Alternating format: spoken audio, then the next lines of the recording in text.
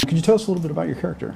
I played Billy Costigan, a kid from this southeast sort of projects, and I have a mob past in my family, but I end up joining the police department and go undercover as a mole to try to crack down Jack Nicholson's mob ring. And so the entire film I'm dealing the art of deception, trying to become somebody else. And it was one of the more difficult roles I've ever had to play, because you don't know how much to convey to the audience, but at the same time, how much do you reveal to these people around you that are trying to find you out for who you are and kill you?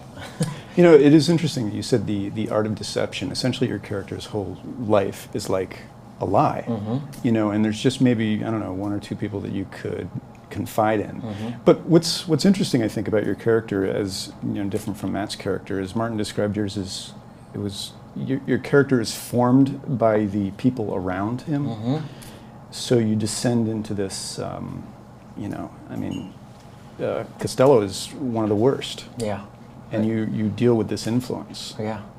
And I think to a certain extent my character gets lost in that world and has a tough time coming back into rediscovering his own identity. And a lot of those scenes where my character is able to reveal who he really is or become himself for a limited amount of time is with the psychiatrist played by Vera and Martin Sheen's character, the head of the police department. And you realize that my character inevitably goes into simultaneous panic attacks when he's forced to become himself again.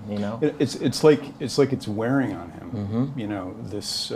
This life. And Vera's character, I think, sort of lets a little, air out of the bag. Yeah, she's the only sort of key that the audience has into what Billy's really going through, as a character.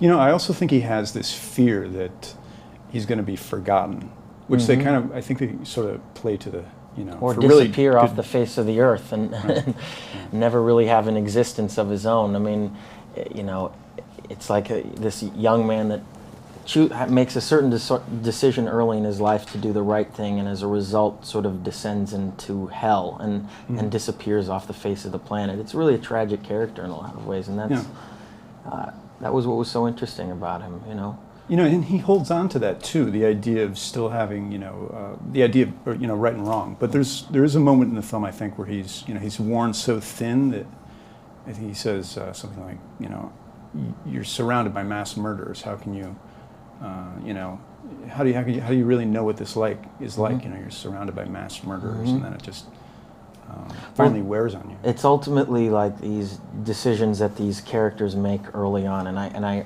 keep saying this, but it's the truth. I feel like Matt Damon's character and my character are almost two sides of the same coin. We made certain decisions early in our life, and moral decisions that affected the course of our destiny, and it's almost a dichotomy of what it is to be human, given a different set of circumstances and living in a different environment. Who knows? My character could have taken Matt Damon's path in the film. He could have. How do you think this will stand up in comparison to your other roles?